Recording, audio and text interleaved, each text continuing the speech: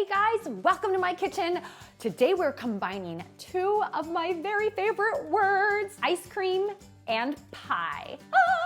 I'm going to show you how to make my easy ice cream pie recipe. This is so simple and is always a huge crowd pleaser. So first let's talk crust. Instead of messing around with a pastry crust and rolling it out and all that business, we're gonna make a super simple cookie crust. Why? Because it's so delicious. So all we need for this are crispy chocolate cookies. I've done this with chocolate graham crackers. I've done this with chocolate animal crackers. I've even done this with super overpriced fancy chocolate cookies.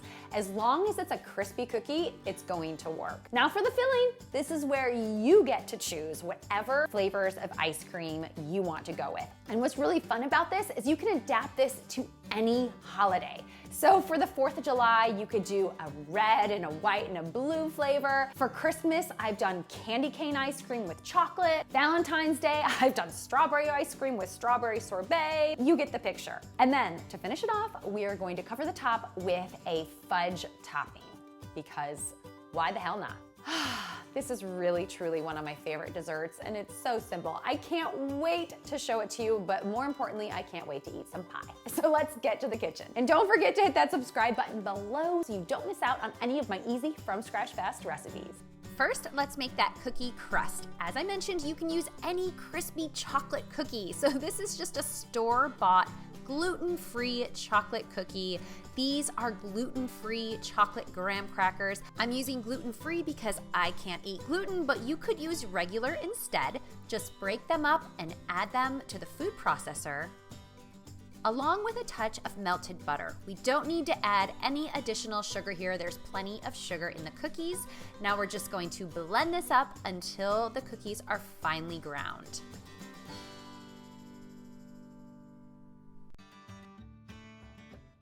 I am using a 9-inch springform pan for this pie. It's going to allow me to unmold the pie for a beautiful presentation. Just give it a very light spray with cooking spray, dump in those cookie crumbs, and then spread out the mixture in an even layer. I usually start with a spatula just to kind of even things out, and then I get in there with my hands. You just want to press the crust into the bottom and up the sides. A flat bottomed measuring cup is a great tool to help you get into the corners. The mixture is a bit crumbly, so just patch up any spots that you need to as you go until you get a relatively even layer along the bottom and up the sides. Now we do need to bake off this crust just to develop some more flavor and help it to set up. So I'm gonna throw it into my oven for 10 minutes.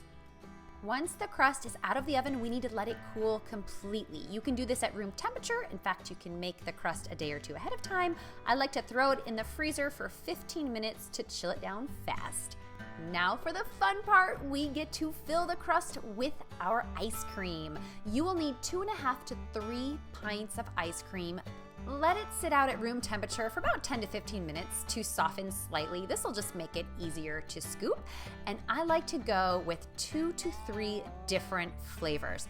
This will give us a kaleidoscope effect in the pie, and each slice will get a little bit of each flavor of ice cream. Today I'm using vanilla, hazelnut, and chocolate because those are my favorite flavors.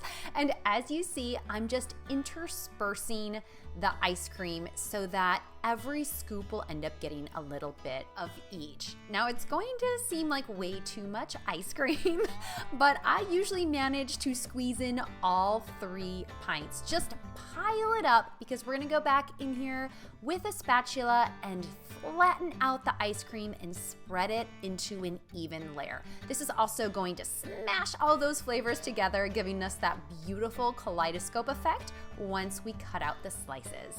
This is such a perfect special occasion or birthday pie. Now, after the top is completely smooth, we do need to freeze it again until firm.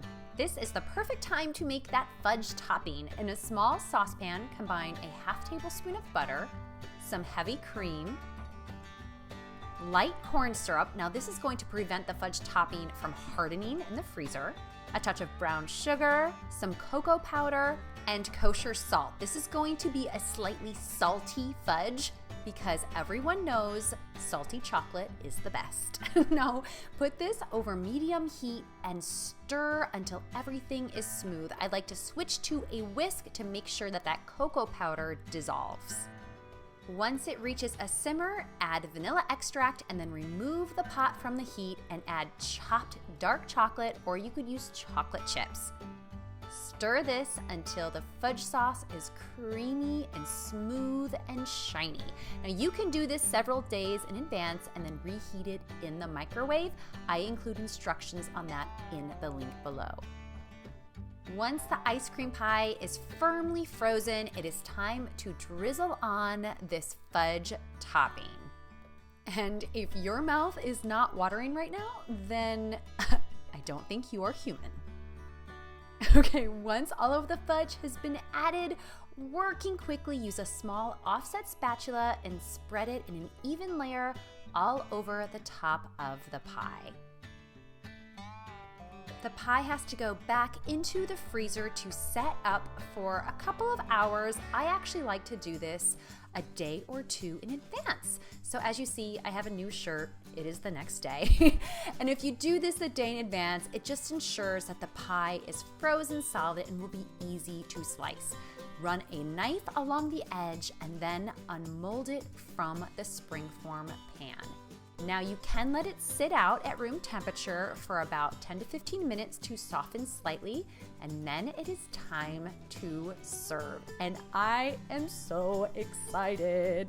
You can see these different layers of ice cream. The hazelnut is at front, then we've got some chocolate and vanilla, and that thick layer of salty fudge on top. If there is a better food on this planet, then I have yet to find it. This ice cream pie is so perfect for nearly any special occasion, any time of year. I hope you guys love it as much as I do. Thank you guys for tuning in. I hope your family and friends love this recipe as much as mine do. I can't wait to hear your comments below. And don't forget to subscribe so you get all my recipes and tips. I will see you next time.